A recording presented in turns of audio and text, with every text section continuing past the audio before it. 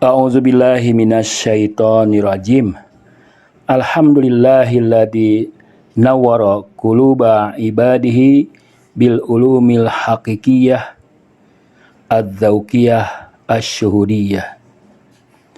Wa sallallahu ala man huwa hadin wa mursidan ila anwa'i hadhil ma'arif ilahiyah wa takalib asy-syar'iyyah ad-diniyah al-latifiyah wa ala alihi wa ashabihi wa ahli baitihi alladzina hum hulasatu dzurriyyah al-murtadawiyah.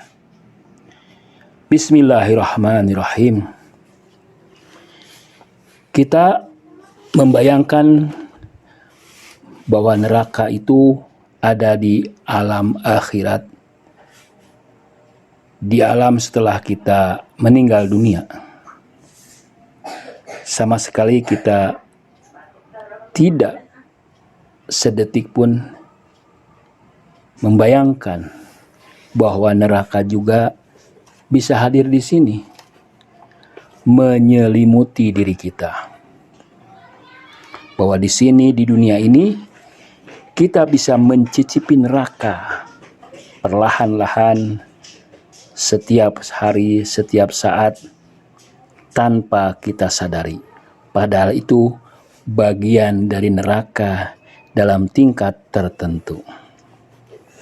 Menurut filsuf Islam, bahwa yang menciptakan neraka dan surgamu adalah wawasanmu dan perbuatanmu.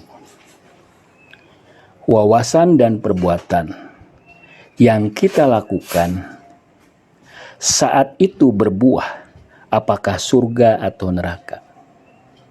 Misalnya kalau kita bersedekah, sebelum kita memberi kebahagiaan kepada orang lain, kita sendiri sudah berbahagia. Kita sendiri sudah merasakan surga itu. Ketika kita membenci orang lain, memusuhi orang lain, hasud kepada orang lain, sebelum aksimu merugikan orang lain, sesungguhnya kamu sendiri, kita sendiri yang sudah mengalami kerugian. Dan itu neraka bagi kita sendiri.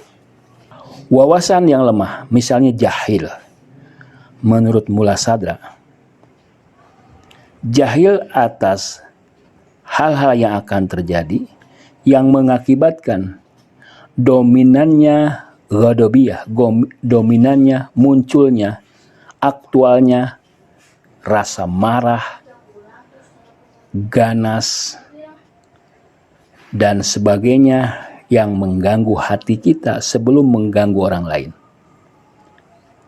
Beliau mencontohkan, kalau Anda di sebuah majelis punya satu tempat khusus, atau di sebuah lingkungan, di sebuah kantor, Anda punya tempat khusus, kursi khusus, ruangan khusus. Yang ruangan itu, mimbar itu adalah citra Anda mencerminkan kehormatan Anda, kedudukan Anda. Tiba-tiba suatu hari, di ruangan itu, di tempat itu, di mimbar itu ada orang yang mendudukinya. Ada orang lain yang mengambil tempat itu. Nah, saat itu Anda berang, Anda murka, Anda marah. Nah, di sini Anda jahil, Anda bodoh, karena Anda tidak tahu akan munculnya kemurkaan ini. Hasud Anda akan aktual, akan hidup lagi. Saat Anda murka, saat Anda marah, api menyala-nyala di dalam diri Anda. Itulah neraka bagi Anda. Atau wawasan Anda lemah, otomatis perbuatan Anda juga lemah.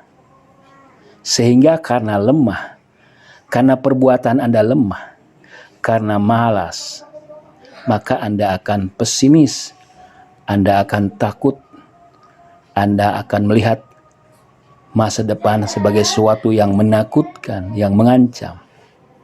Maka rasa ketakutan itu, tercengkram dalam ketakutan itu adalah nerakamu.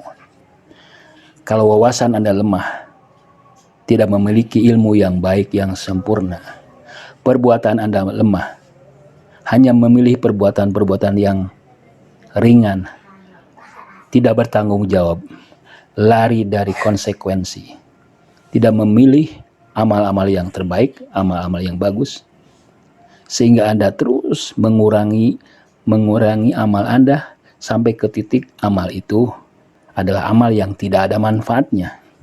Maka saat itu jiwa Anda mungkin menjadi ateis, takut, lemah, dipenuhi oleh ilusi, dipenuhi oleh imajinasi negatif. Maka pikiran Anda, persepsi Anda akan membuat Anda takut.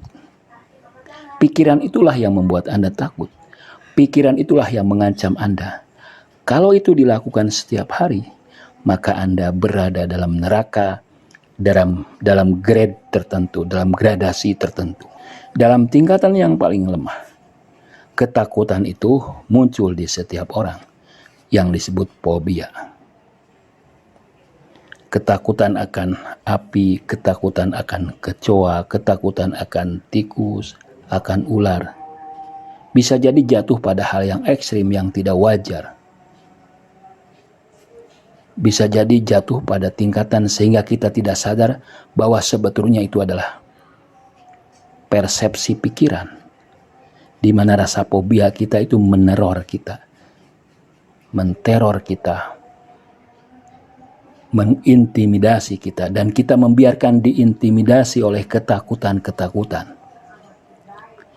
Takut rugi, takut gagal, takut kegelapan, takut terpapar oleh orang lain, takut berkomunikasi, takut ngobrol, takut api, takut binatang, takut ketinggian.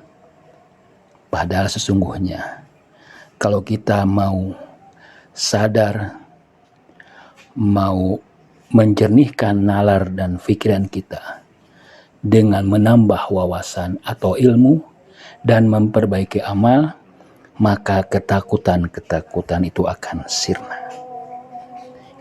Imam Ali pernah mengatakan, jika kamu takut terhadap sesuatu, maka cicipilah, maka dekatilah, maka biarkan Anda terpapar oleh ketakutan itu. Lawanlah, karena sebetulnya apa yang kita takuti tidak sesuai dengan objek ketakutan itu sendiri. Wassalamualaikum warahmatullahi wabarakatuh.